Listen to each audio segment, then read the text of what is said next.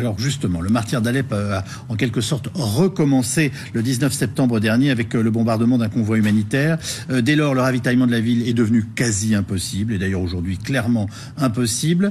La population civile manque absolument de tout. Hier, 2 hôpitaux ont été bombardés. Vous nous disiez en début d'émission, Basma Kodmani, qu'en fait, il n'y avait plus d'hôpitaux actifs aujourd'hui dans la ville. Et malgré tout, les organisations humanitaires continuent ou essayent de continuer leur travail. C'est le cas notamment de Syria Charity, qui est basée en région parisienne. Sonia Sadone, Jérôme Marcantetti avec Valérie Belgambarbier.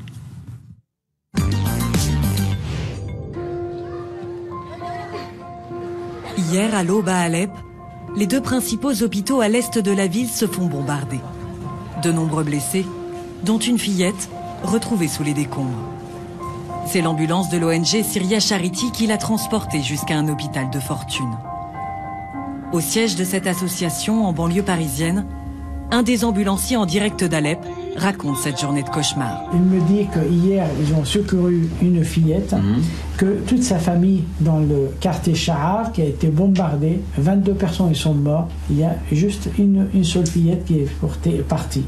Donc aujourd'hui, ils sont allés aussi la voir même à l'hôpital, c'est-à-dire ils essaient un peu des fois est-ce qu'ils prennent le dossier de l'orphelin, qui nous l'envoie du coup pour qu'on l'apparelle, quoi. L'ambulancier n'a pas été blessé, mais il est sous le choc.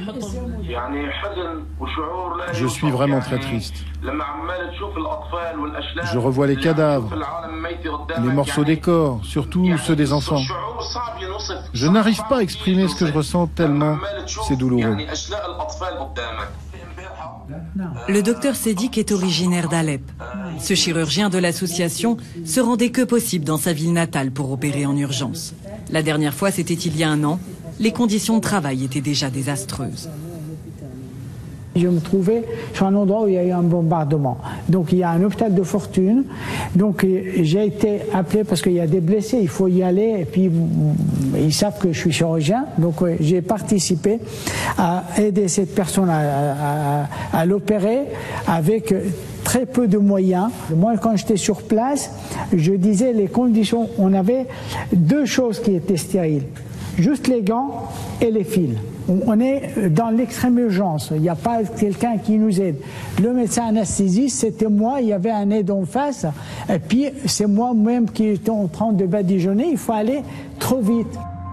250 000 personnes ont besoin d'une aide humanitaire à Alep. Les camions chargés de vivres sont bien souvent en attente à la frontière turque. Des convois bloqués, d'autres détruits par les bombardements. Alors difficile de garder espoir. Je vais amener de l'aide. Est-ce que ça va arriver jusqu'à Alep?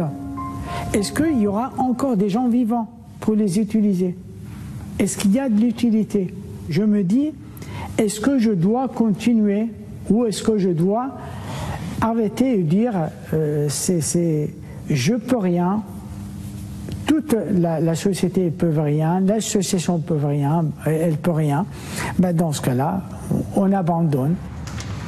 Mais le docteur Sédic n'est pas seul. Il y a quelques jours, Wada, son fils, a aidé à organiser une collecte de dons pour Alep. 40 tonnes d'affaires ont été rassemblées. Il faut imaginer donc ce hangar, il y a moins d'1 semaine, il était quasiment plein. Donc on avait beaucoup de vêtements qui ont dû être triés. Et aujourd'hui, le conteneur était plein, donc on n'a pas pu envoyer tous les vêtements. Imaginez une famille qui vit chez elle, du jour au lendemain, il y a une bombe qui arrive sur le bâtiment. Et, à la limite, le temps de sortir ou de s'échapper des décombres, ils n'ont rien. 0 vêtements, ils n'ont pas d'argent, ils n'ont plus rien. Donc il faut réussir à les loger et il faut réussir à reprendre, à leur donner des vêtements. En plus de ce dernier container, l'association a envoyé 700 colis alimentaires à Alep il y a 1 mois. Tous sont arrivés à destination. C'est effectivement un travail qui prend plusieurs mois, 2-3 mois, mais au final, en grande partie, ça arrive et c'est distribué. Et aujourd'hui, même un enfant qui reçoit une boîte de lait bébé, nous on considère ça comme d'important. C'est ça l'humanité au final. Il faudra 4 semaines pour que le convoi de l'association Syria Charity arrive à Alep. Si le trajet se déroule sans encombre.